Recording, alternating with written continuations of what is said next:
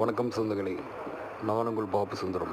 இப்போ நம்ம நின்றுட்டுருக்கிற பகுதிங்க கோவை மாவட்டம் சின்ன தடாகம் வட்டத்திற்கு உட்பட்ட அனுவாவி சுப்பிரமணிய முருகன் கோயில்கிட்ட போயிட்டுருக்குறோம். அங்கே இந்த ஒரு மரத்தில் ஒரு காட்சியை பார்த்தோம். ஒரு பெரிய தேன் கூடுங்க.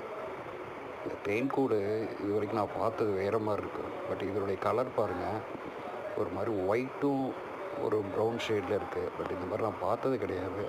ஸோ அதனால் அந்த ஒரு சின்ன பதிவு. இயற்கையை பார்ப்போம், இயற்கையை நேசிப்போம்.